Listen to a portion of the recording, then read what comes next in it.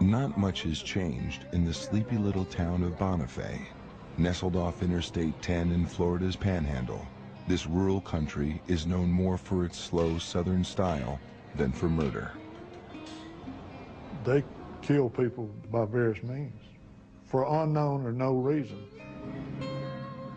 It was a long time ago, more than 2 decades, but there are folks here that still remember the moment when an ill wind blew through town.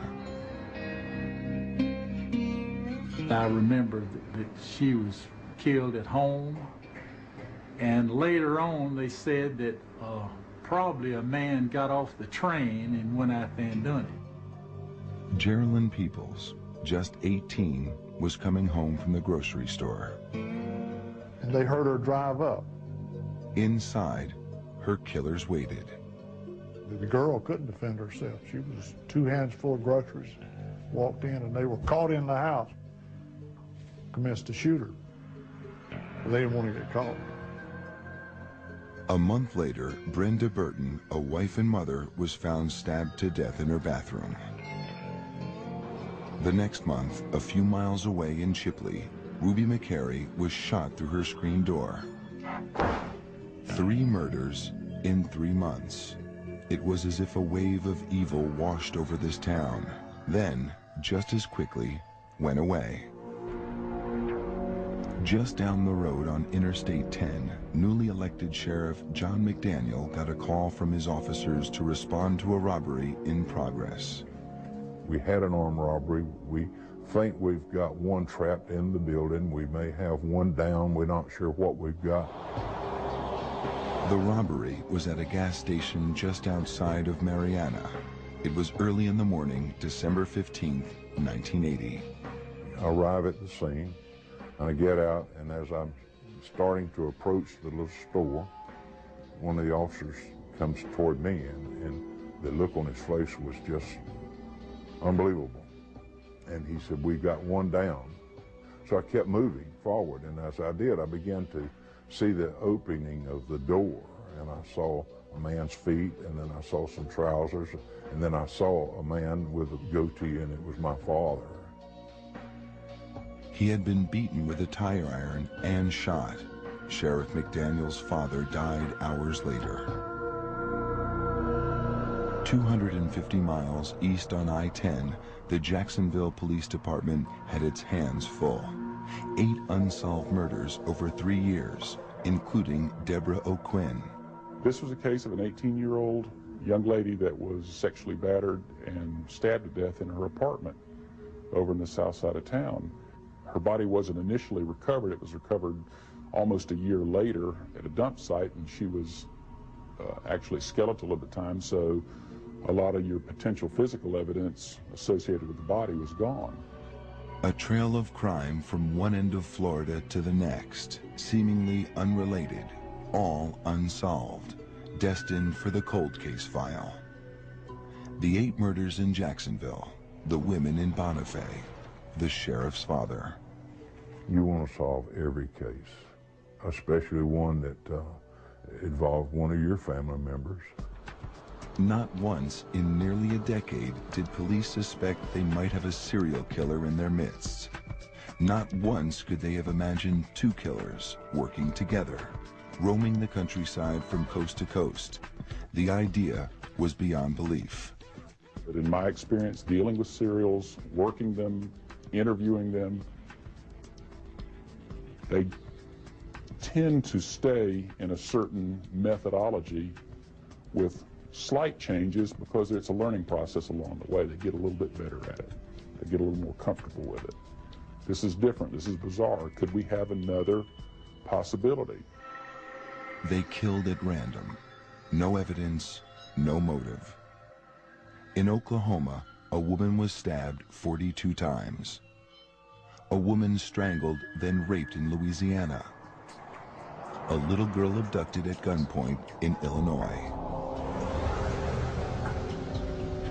But the most explosive and most publicized case centered around the kidnapping, torture, and beheading of a wide-eyed, freckle-faced little boy named Adam Walsh. I always say if you could order the sun out of a catalog, that would be the little boy you would order. And I loved him more than anything in the world. John Walsh and his wife Reve have replayed that day over and over. One moment, Adam is playing video games at a Sears store. The next minute, he's gone, vanished. There were shoppers all around, even a security guard. It was the middle of the day, yet no one really saw much of anything. Unfortunately, none of them panned out, and we really don't think we have a good, solid witness that saw what happened to Adam. The sun went down, the store closed, and Adam was nowhere to be found. Reve put signs all over the car. Adam, we're still looking for you. Adam, please stay here, anything. And, you know, when nightfall came, it was unbearable because now it wasn't light out anymore. And that's when the harsh reality comes in that your things are not going the right way. It's unbearable. A massive search was launched. Helicopters looked from above, while friends of the Walshes, even strangers, walked through fields, combed the area, hoping for a sign or a clue, but none came. We'd appreciate anyone with any information about him or have seen him or think they saw him to please call the Hollywood police. Where was Adam? It would be a while before this man would say he knew where Adam was, and the others too. Was it possible? Could one man be the common thread between all these murders? Locked in a prison cell for burning down 2 buildings, a 2-bit arsonist in Florida, a man named Ottis Toole, began confessing to murder. Confessing to killing the women in Bonifay, the sheriff's father, even the brutal slaying of 6-year-old Adam Walsh. Was he really capable of such heinous acts? According to local lore in Jacksonville, Florida, Toole's hometown, as a young boy, he could be found wandering among the tombstones, digging for bones, doing the devil's work. After his mother died, a 34-year-old Toole would sometimes sleep on her grave.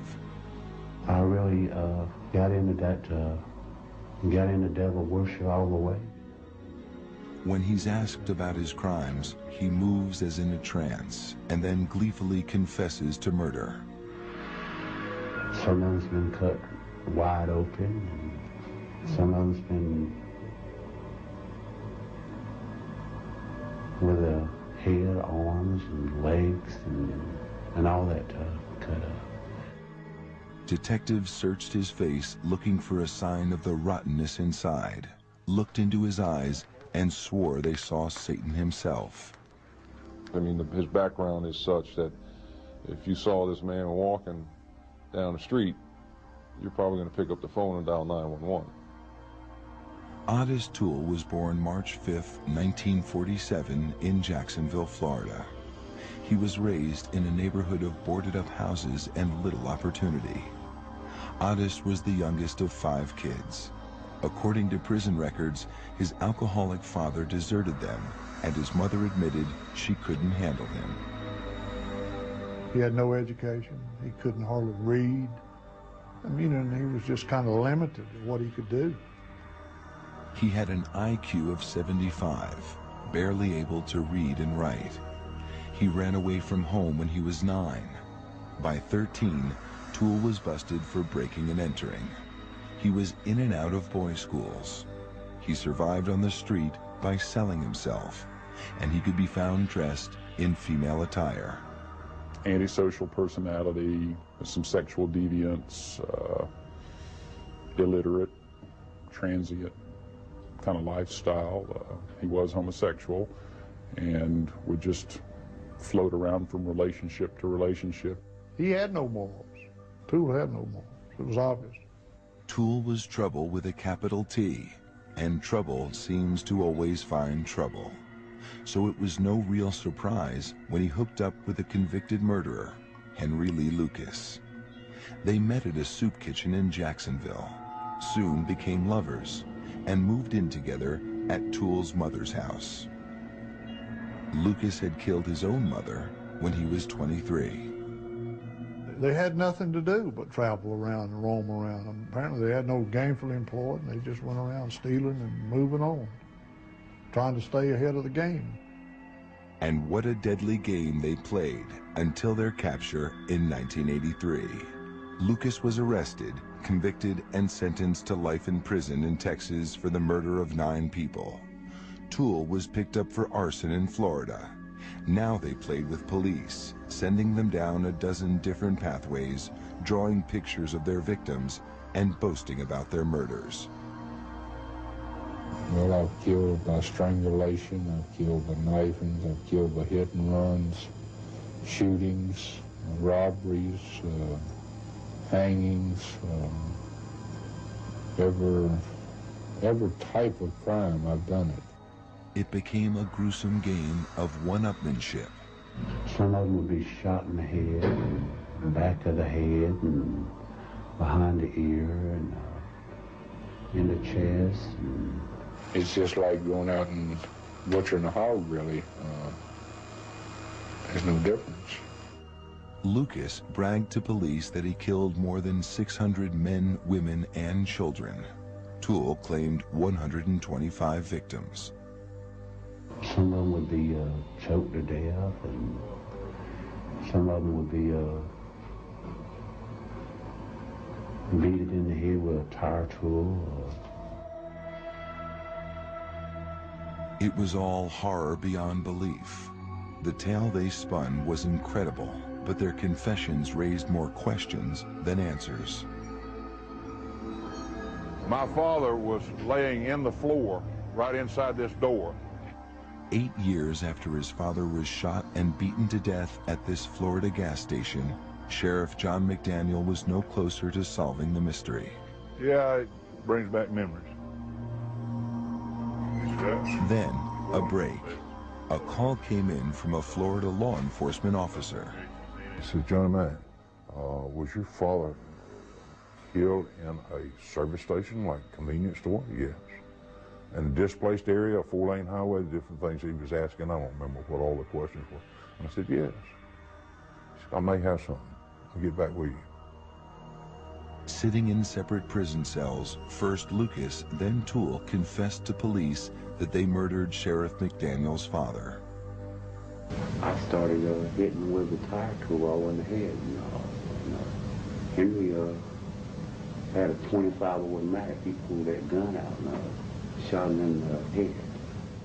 What did y'all do then? Well, Henry got his wallet and threw his wallet down. And, In a tape-recorded conversation, Toole accurately described the crime scene, providing police with the kind of information only the killer would know. And then Toole said something else. And then all of a sudden, Toole, he closed his eyes and he looks back and he says, there wasn't a hand on that left arm. Well, that was never publicized. My father's left hand had been taken off surgically after a gunshot wound in that hand in the 40s. Imagine meeting your father's killer face to face. Sheriff John McDaniel went to Lucas's Texas jail cell, looked him straight in the eye, and asked, "Did you kill my father?" He sat there for a little bit and he'd look away and he'd think about it a minute. He says, that's when he says, I was there when your daddy was killed, but I didn't kill him. I was on the telephone. The hands of death killed your father. The two men claimed a sadistic cult, the Hands of Death, hired them to kill, sacrificing their victims and eating their flesh.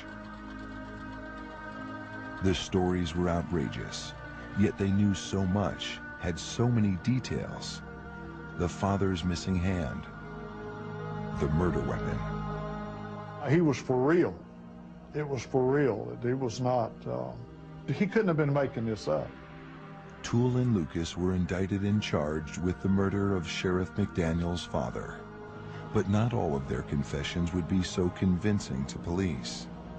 In Jacksonville, there were 8 unsolved cases, and the deadly duel of Lucas and Toole wanted the credit. Law enforcement believed that if you're going to confess, you must be guilty. Why would you confess? And we just didn't understand how these individuals work. We didn't understand the personality profile of a person that could do that. Could Ottis Toole have killed hundreds of people? And what about Adam Walsh? Was this self-professed serial killer the face behind Florida's most famous murder mystery? Lots of memories about him, how kind he was to everybody. He was the light of everybody's life, and he certainly was of mine. I waited my whole life to have that little boy. Memories are all John Walsh has left, because on July 27, 1981, 6-year-old Adam was kidnapped from a mall in Hollywood, Florida. We're the parents of Adam Walsh, who's been missing since yesterday noon from the Hollywood Sears Mall on Hollywood Boulevard. 6.5 years. Reve Walsh, his mother, left Adam here, right at a new video game display, while she went a few aisles away to check out a lamp that was on sale. She left him for just a moment. And in that heart-stopping moment, Adam was gone.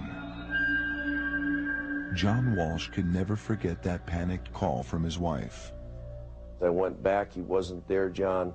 No one would help me. They told me to go to customer service and page him. I went, they wouldn't help me. I'm furious, I'm crying. I've called the police and no one has come for 20 minutes. Not a cop has shown up here. I said, I'll be there in 2 minutes. Adam vanished without a trace. Had he simply wandered off, or was it something more sinister? When the sun came up, the Walshes were back at the mall again. They asked if I had heard anything yet. And I had the picture up in my visor. I pulled it down. I says, we're looking for him, and we'll find him. With each passing day, a paralyzing fear took hold.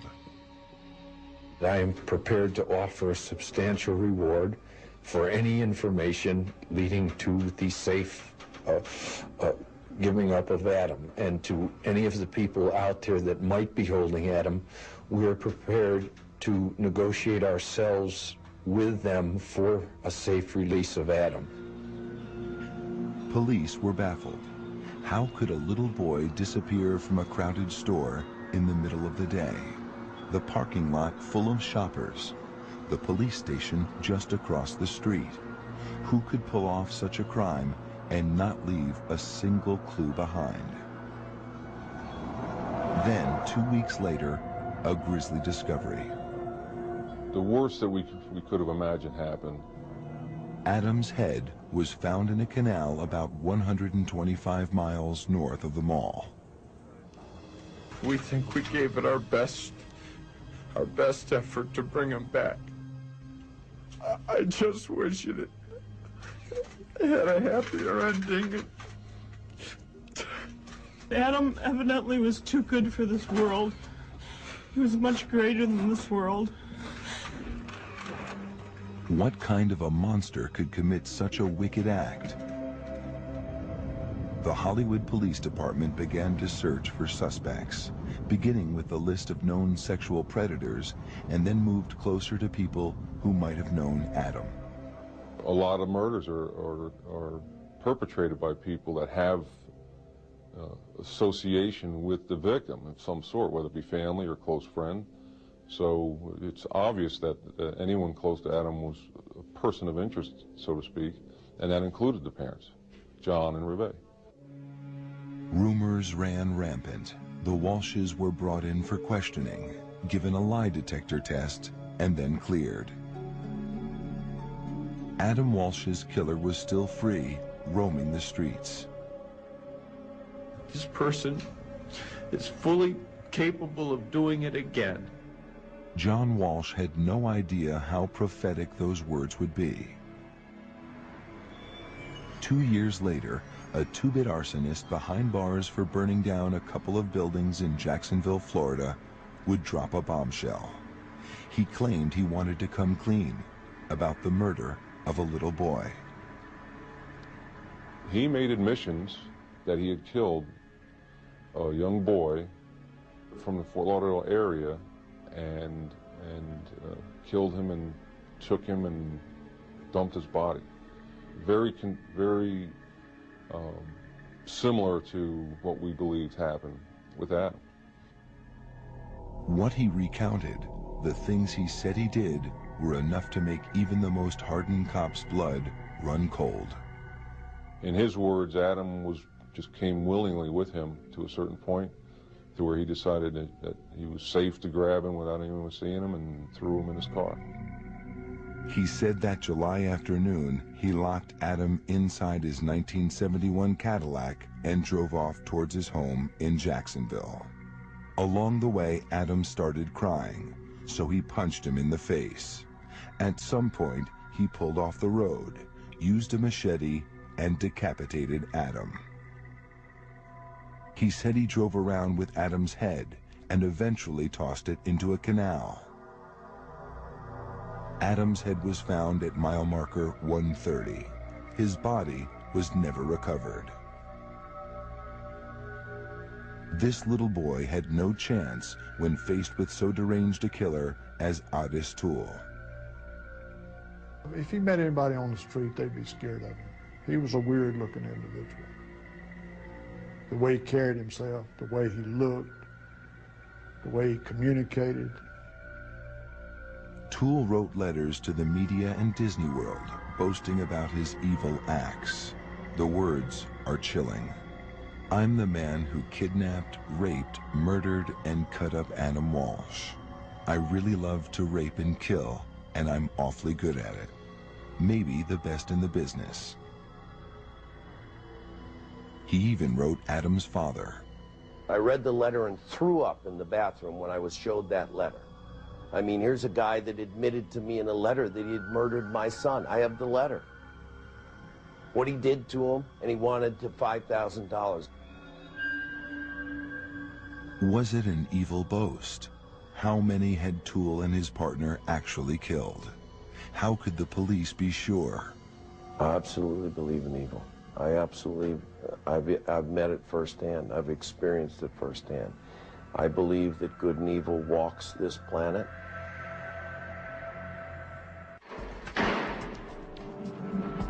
Sitting in their prison cells, Ottis Toole in Florida and his soulmate Henry Lee Lucas in Texas were willingly filling in the blanks to hundreds of unsolved murder mysteries across the country. Well, some of them,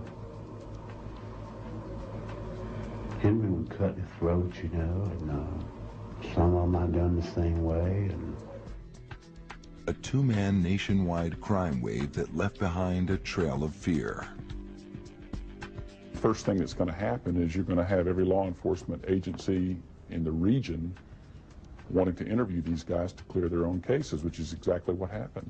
A number of things were successfully solved as a result of talking with those guys. You know, a lot of law enforcement officers benefited from talking with those people. And some families benefited too, at least had the satisfaction of knowing the men who killed their loved ones were behind bars.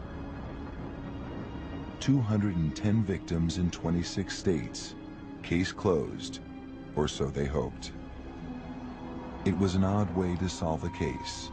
Police had the killers. Now they had to match them to the crimes. We've done cases from the crime scene out, but not backwards like that. It was an interesting, unique experience. It wasn't easy. Most of the confessions were Jane Doe's, unidentified bodies. But remember that murder in Bonifay, Geraldine Peoples?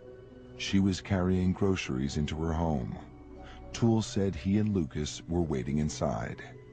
Adding even more detail, Toole told police his teenage niece Becky and his young nephew Frank were waiting outside. Toole and Lucas sent them outside of the house to hide, you know, before the girl come home. According to police, Becky left behind a pair of gloves, and Frank remembered seeing a set of drums off in another room, adding support to the killer's confession. But why would they bring children along? Toole took the responsibility to be their guardian, so to speak, and actually it was a good cover for them. They referred to that several times. Nobody would think anything about it with those children with them.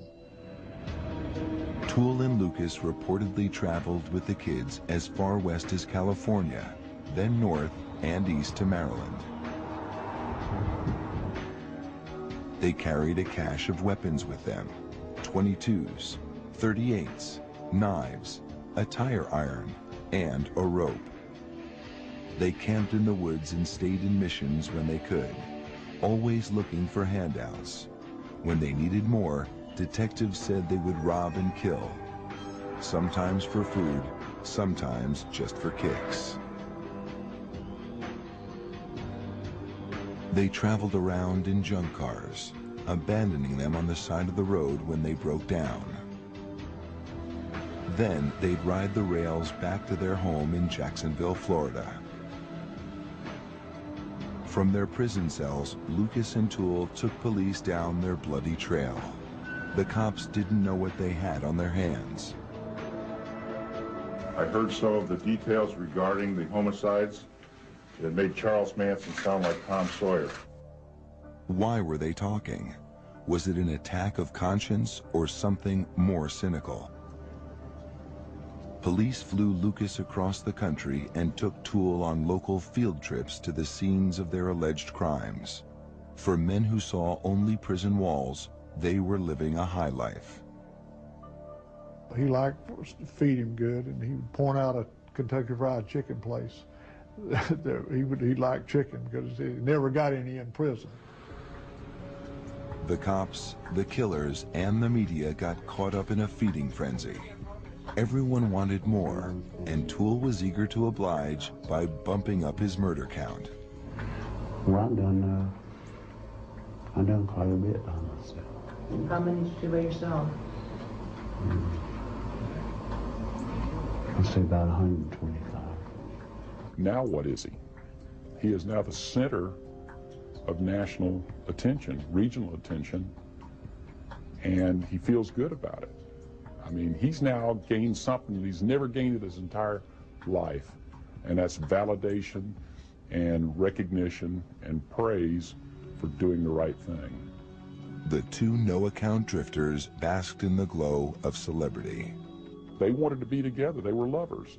They believed that if they could get put in jail together, they could live as homosexual lovers in jail, have all of this sensationalism and notoriety, and essentially be the king of the hill in prison for the rest of their lives. That was a motivator. Maybe we can come up with Lucas and Toole as being a suspect in your particular area. In 1984, police officers formed a task force to examine the killer's confessions, looking for answers to hundreds of unsolved cases. There was little, if any, physical evidence to link Toole and Lucas to the crime scenes. It was the 80s, and there were no DNA matches. The confession was the key to most cases.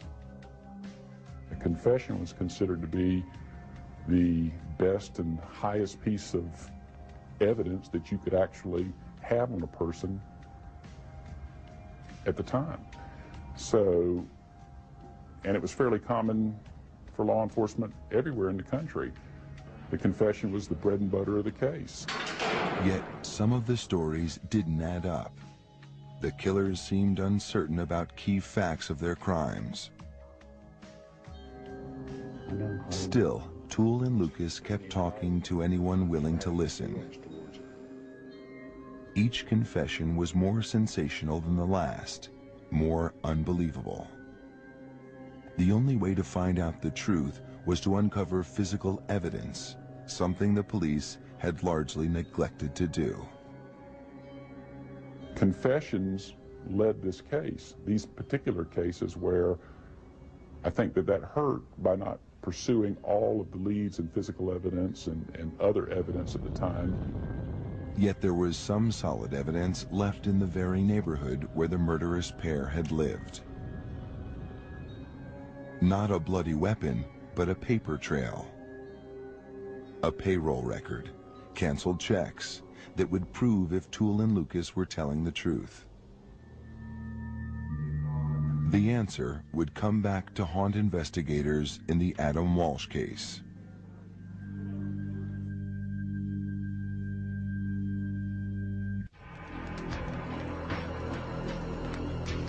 Ottis Toole told police he loved to burn buildings. He's an arsonist, we know that. Getting caught for burning down 2 boarding houses sent Toole to prison for 15 years. But it was a confession by his partner in crime, Henry Lee Lucas, that sent Toole to death row. Lucas telling, sort of implicating Toole as setting this fire intentionally, kind of piqued the detectives to reopen that particular case. Lucas claimed an elderly man who had died in the fire was someone Toole knew, and the arson was premeditated murder. When arson investigators went back and looked, a liquid accelerant was found. Here you have a case where you have a crime that he's been convicted before for. It fits his profile. You have something a little bit more compelling. Now, does that mean that he did that? Not necessarily. By today's standard, that still is not enough. But in 1984, it was more than enough. Whether Lucas's confession was true or not, Toole was convicted and sentenced to die. Then, in the ultimate betrayal, Toole's lover, Lucas, murdered Toole's favorite niece in a fit of rage. Toole vowed revenge. I'll kill her myself, I would. Because? Yeah. Why? Because he killed my own flesh and blood, and I know how it feels now, you know. It really hurts. Oddly, even after Lucas turned on Toole, they continued to back each other up on even more sensational stories. In a tape-recorded phone conversation, they went so far as to claim cannibalism. And you know, one time you away from their bodies and I did too. Yeah, I know. That cutting up like meat, you know. Well, I've seen bodies cut up worse than you've ever seen a body cut up. Tastes like real meat when it got barbecue sauce on it, don't it? Well... The gruesome claims, the sheer volume of confessions made for stunning headlines, but the outrageousness of the claims left some with doubts. Finally, an investigative reporter for the Dallas Times-Herald did what many police did not. He followed a paper trail that showed many of the claims of murder were lies. He documented that Toole and Lucas were in Delaware and Maryland at the very time they were supposed to have killed 3 women in Oklahoma and Colorado. And although police credited the duo with 4 murders on the West Coast, while sales receipts and employment records placed them on the East Coast in Florida. And on, Toole and Lucas's credibility became severely damaged. Now, closed cases were quietly reopened. We were concerned if it was truthful, because we had cautious flags up that they were, you know, would brag about something that might not have occurred. They may have read it in the paper, or somebody may have come along in an interview and told them about it. And then there were those 8 unsolved murders in Jacksonville, a spate of killings laid at the feet of those 2. We did work a number of years ago and clearly determined that it was not Ottis Toole or Henry Lucas. And what about the Adam Walsh case, Florida's most famous unsolved murder mystery? I'll always be the father of a murdered child. I'll always be heartbroken. I'll always be angry. Even before the damning evidence that Toole had lied on other cases, there were problems with Toole's confession to Adam's murder. It was an odd coincidence that he confessed just 1 day after a movie about Adam's killing aired on television. Toole had access to a TV in prison. Adam! Was it possible that he picked up details from the movie to make police think he was guilty? The movie showed the kidnapping took place at a Sears store. Adam was inside at the toy department. These same details were in Toole's confession. Toole also claimed Henry Lee Lucas was with him when he snatched Adam from the mall. But that was impossible. Lucas was in jail on an old auto theft warrant. Now he changed his story. And then he went on to admit that he alone committed the crime, and he alone killed the child, and he alone disposed of the remains. And there were several versions of how he disposed of the remains as well. The case was made even more difficult by Toole's actions. He'd confess, then recant. He confessed several times, and recanted several times, and then confessed to it again, and then recanted again. That's a problem, especially since you can't place that person, being Ottis Toole, with physical evidence. You can't place him anywhere, anywhere in this crime. Ottis Toole told other prisoners in the prison, because I talked to them, they said he loved to play with the cops. He loved to play with them. He'd give them enough information to make them serious, and then he'd recant it and watch them scramble around like idiots. Was it a game? To find out, police tried to trick him by driving him around and showing him different sites where Adam might have been kidnapped. Toole passed the test.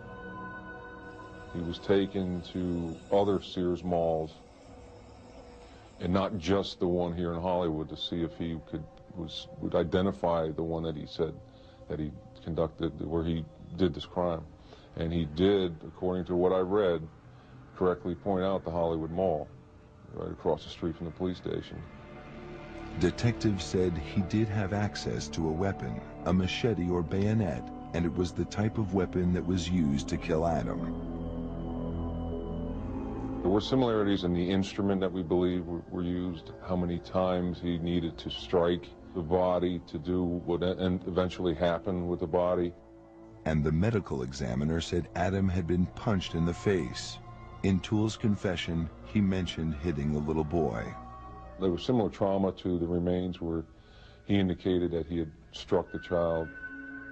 Detectives tracked down the car Toole said he used to kidnap Adam. The vehicle was recovered and was impounded. It was tested. It was evidence was attempted to be recovered from the vehicle, and it was in fact bloody carpet that was in fact recovered from the back seat of the vehicle. But back in the 1980s, there was no DNA testing, and they couldn't prove it was Adam's blood in Toole's car. Without the murder weapon, an eyewitness, and with Toole's recanting his confession, the police didn't believe they had enough to charge him with murder. But really, to God's truth, I really didn't kill that kid. I really didn't kill that kid.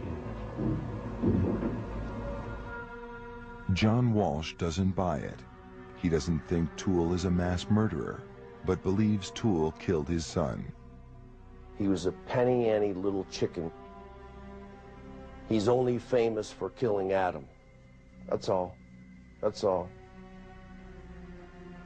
He didn't kill 50 victims, 100 victims. He wasn't smart. He didn't do this. He didn't avoid police. He was a stumbling, bumbling, low-life drifter who happened to pick the wrong little boy.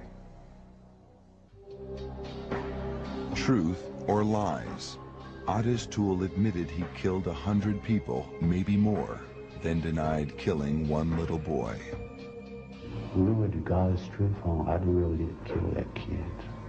I really didn't kill that kid.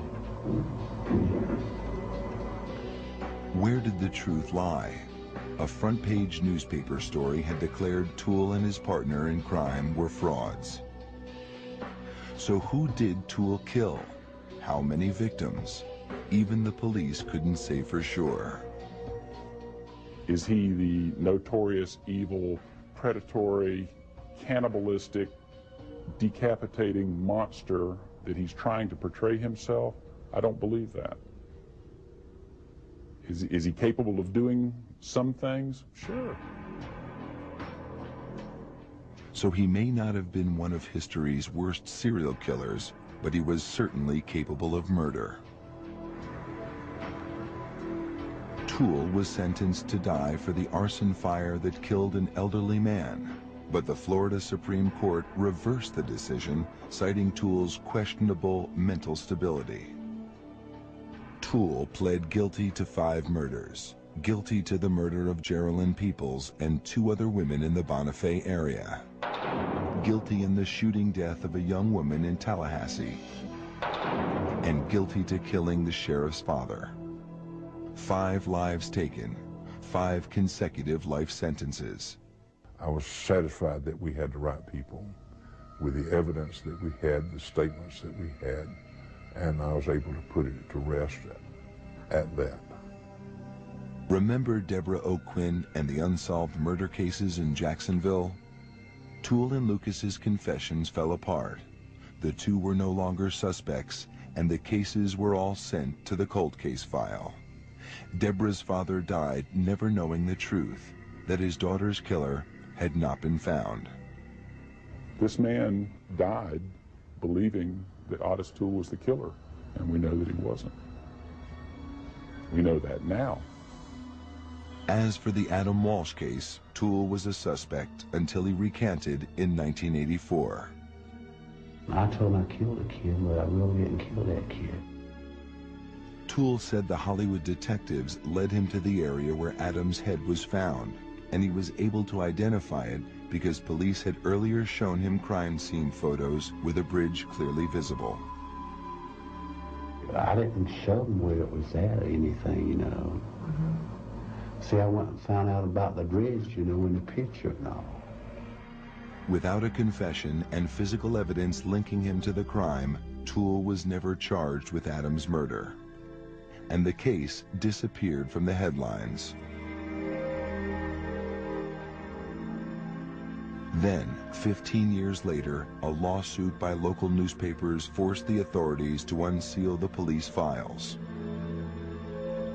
Copied onto microfilm were 10,000 pages detailing the hunt for Adam's killer. Once those newspapers got in those files, they saw one horrible mistake after another. Around the same time that the reporters got into the records, a new team of Hollywood detectives, the Cold Case Squad, took a fresh look at the files. Tucked away in a manila envelope, the detectives found a pair of children's shorts and flip-flop sandals that had been buried in the backyard where Toole and his mother lived. Can you believe that? That after 15 years, they would bring a pair of shorts and a flip-flop that could have been Adam's, could have been our son's, could have been buried in the back of his mother's yard. Proved unequivocally, and no one in that police department ever put it together. It turned out that they were not Adam's clothes, but there was other forensic evidence that might have, with modern technology like DNA testing, linked Toole to the murder. Especially the pieces of carpet that police had taken out of Toole's car. And there was a blood-soaked piece of carpet in the back of that Cadillac. Blood-soaked. That Ottis Toole said that he decapitated Adam in the back seat. Where was that blood-soaked piece of carpet? Unfortunately, it was lost. A miscommunication between the crime lab and the Hollywood police led to it being misplaced and possibly destroyed. That was the ultimate piece of evidence in this case. Right there, it's lost, it's gone. In fact, the car itself, a potential source of hair and fibers, was also gone. It was junked back in, I believe it was the early 90s. It was sold and resold and sold again. It was traced to a junkyard that it's impossible to find it now. What kind of police work is that? In the biggest unsolved murder case of a child in the history of Florida, you lose evidence, unexcusable. Absolutely unexcusable. You lose a car, how do you lose a car? One final mistake. Hollywood's cold case team says it wasn't told that Ottis Toole was close to death with cirrhosis of the liver, a lost chance for one last interrogation.